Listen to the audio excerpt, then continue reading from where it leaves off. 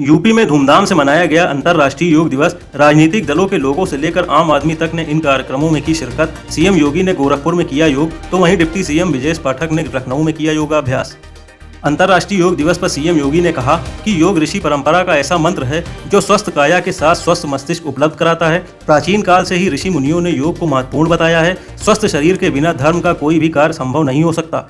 UP में नगर विकास विभाग ने तैयार किए 100 से ज्यादा योग पार्क। इन पार्कों में है योग और स्वस्थ गतिविधियों के लिए सुविधाएं। 21 जून को अंतर्राष्ट्रीय योग दिवस पर इन पार्कों में हजारों लोगों ने किया योग। इन पार्कों में रोजाना योग कर सकेंगे लोग।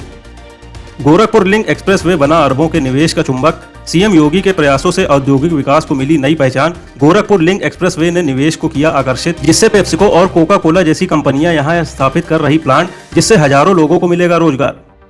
सीएम योगी ने गोरखपुर लिंक एक्सप्रेसवे के लोकार्पण के बाद कहा कि प्रयागराज में महाकुंभ, अयोध्या में भगवान रामलला का भव्य मंदिर, काशी में नव्य भव्य विश्वनाथ धाम, मां विंध्यवासिनी और चित्रकूट धाम का विकसित होना प्रदेश को नई पहचान दिला रहे हैं। अब मथुरा वृंदावन की बारी है। राम मंदिर में सुरक्षा कर्मियों के लिए बन रहा 22 करोड़ की लागत से आधुनिक आवासीय भवन। 150 कमरों के अलावा ट्रांजिट हॉस्टल, मेस और स्टोर का होगा निर्माण। परिसर के सुरक्षा कर्मियों और बाहर से आने वाले सुरक्षा कर्मियों को मिलेगा इसका लाभ। यूपी में धार्मिक पर्यटन को बढ़ावा देने के लिए धार्मिक स्थानों का होगा विकास। बदायूं, बरेली, बिजनौर और शाहजहांपुर के कई धार्मिक स्थलों के पर्यटन विकास पर खर्च होंगे 6 करोड़ 46 लाख रुपए। पर्यटन मंत्री जयवीर सिंह ने बताया कि बदायूं में बोधिसत्व अम्बेडकर बुद्ध विहार के पर्यटन विकास पर 56.86 लाख रुपए किया जाएगा खर्च। यूपी में तैयार की जा रही घरेलू सेवाओं में दक्ष युवाओं की नई फौज। हुनर हाथ योजना के अंतर्गत तैयार किया जाएगा एक केंद्रीकृत पोर्टल, जिसमें सभी सेवाओं को स्पष्ट श्रेणियों में किया जाएगा वर्गीकृत। इससे कौशल सीखकर आत्मनिर्भर बनेंगे युवा, मिल सकेगी पूरी प्रोफेशनल ट्रेनिंग। यूपी में मानसून आने के साथ प्रदेश में खरीफ सीजन की फसलों की बुआई ने पकड़ी रफ्तार। इस बार धान, मोटे अनाज से लेकर दलहन तिलहन में भी पिछले सत्र के मुकाबले आई तेजी। चालू सीजन में 2.85 लाख हेक्टेयर से अधिक रकबे में तैयार हो चुकी है धान की 70% नर्सरी। 16,000 हेक्टेयर से अधिक में हो चुकी है धान की बुआई। सीएम युवा योजना के तहत महाराजगंज के युवाओं को मिली मदद। 90 युवा उद्यमियों को दिए गए ऋण स्वीकृति पत्र। यूनियन बैंक ने 40 लाभार्थियों को 1.33 करोड़ रुपए के ऋण पत्र किए वितरित। वहीं बड़ौदा यूपी ग्रामीण बैंक ने 50 लाभार्थियों को स्वीकृत किए 2.4 करोड़ रुपए के ऋण। लखनऊ में एक ही परिसर में 2 मदरसे चलाने वाले संचालक के खिलाफ जिला अल्पसंख्यक कल्याण अधिकारी ने दर्ज कराया केस। आरोप है कि संचालक रिजवान उल हक ने कई साल तक फर्जी तरीके से हड़पी करीब 50 बच्चों की छात्रवृत्ति, साथ ही मान्यता कक्षा 1 से 5 तक होने के बाद भी 12वीं तक की चला रहा था कक्षाएं। काशी विश्वनाथ मंदिर के पास अब नहीं चलेगा बूचड़ खाना। इसकी जगह आरोग्य मंदिर हॉस्पिटल बनकर हुआ तैयार। 1 मंजिल की इमारत में डॉक्टर और पैरामेडिकल स्टाफ रहेगा मौजूद। इसके बनने के बाद लोगों ने कहा अब जान नहीं ली जाएगी बल्कि बचाई जाएगी। 19 जून को किया गया इसका उद्घाटन।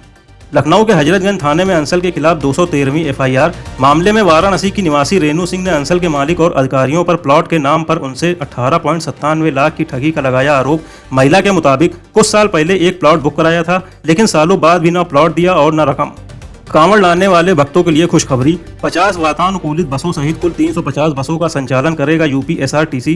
कौशाम्बी, मोहन नगर और लालकुआं से चलेंगी 200 बसें। यात्रियों की सुविधा के लिए पूछताछ केंद्र पर 24 घंटे तैनात रहेंगे कर्मी। एसी बसों से यात्रियों को गर्मी से मिलेगी राहत। गोरखपुर में चिड़ियाघर घूमने आने वालों के लिए खुशखबरी। 6 जून को भोपाल भेजे गए 35 वन्य जीवों की रिपोर्ट आई निगेटिव। सभी जानवर मिले स्वस्थ। प्राणी उद्यान के निदेशक ने प्रधान मुख्य वन संरक्षक को दी जानकारी।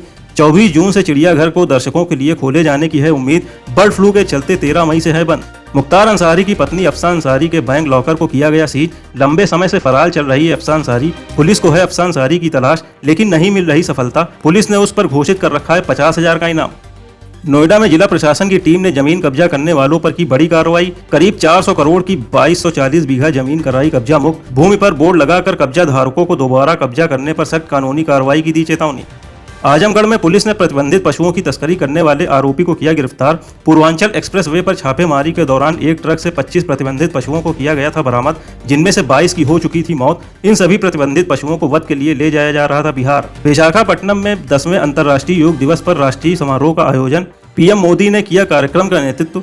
इस मौके पर पीएम ने कहा कि आज 11वीं बार पूरा विश्व एक साथ 21 जून को योग कर रहा है। योग का सीधा साधा अर्थ है जुड़ना, और ये देखकर सुखद अनुभव होता है कि योग ने पूरी दुनिया को एक सूत्र में बांध दिया है। लीड्स क्रिकेट ग्राउंड पर खेला जा रहा तेंदुलकर एंडरसन ट्रॉफी का पहला टेस्ट शनिवार को दोपहर 3:30 बजे से शुरू होगा। दूसरे दिन का खेल 359 रन पर 3 विकेट के नुकसान पर खेलना शुरू करेगी भारतीय टीम। कप्तान शुभमन गिल 127 और ऋषभ पंत 65 रन से अपनी अपनी पारी को बढ़ाएंगे आगे।